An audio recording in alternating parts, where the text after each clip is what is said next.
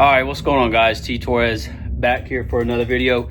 I know it's been some time since we've actually had a video up on the channel. Been pretty busy with some personal stuff and work, of course, but we have an update today on the Grom, and I'm going to show you thus far what Brandon has done. If you haven't seen, some of the most recent updates are also going to be on his channel. So I'll have a link down in the description so you can go check out his channel and then his short feed. Also, he's also making content on the bike as well. All right, I'm going to let Brandon take it away and show you what he has done so far. As you can see, we've got some cardboard and he's done some other welding stuff. Yep. So fortunately, these came with some mounts. I believe these are meant for the CRF 250, 450 chassis, and they got some mounts that come with them. I was able to cut up the bracket down here and then cut up a bracket and weld it to the frame back here. I still got a lot of structural welding I need to do to get it, nice and solid. And then we have the front mount here.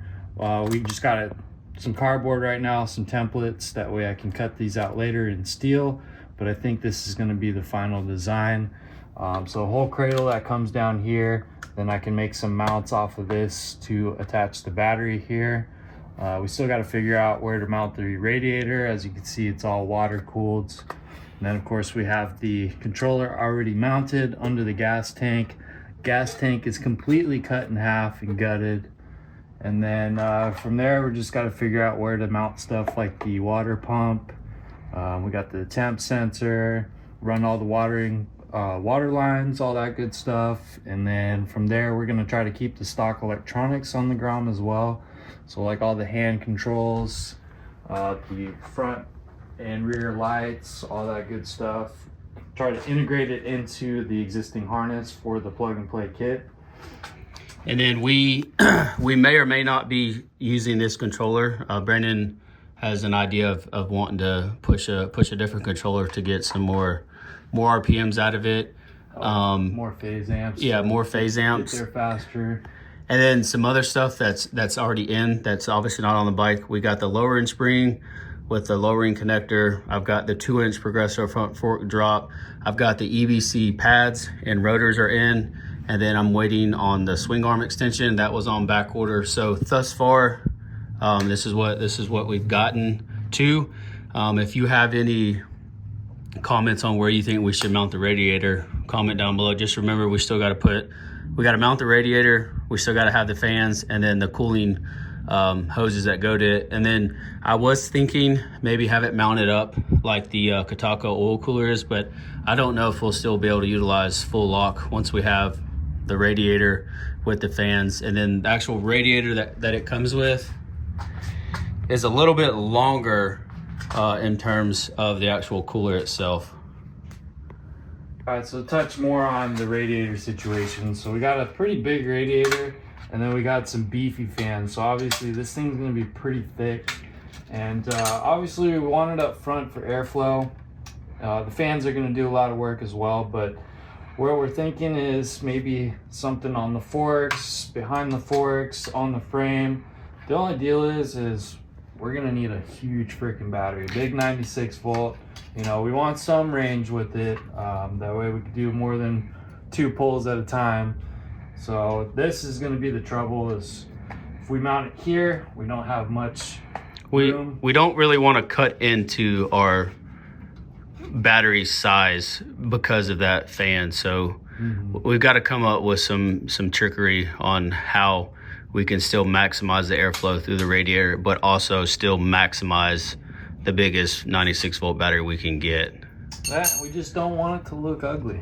Right? I don't know, maybe something like this, depending on how much travel we have. Obviously, we don't want this front fender coming up and colliding with what would be cool?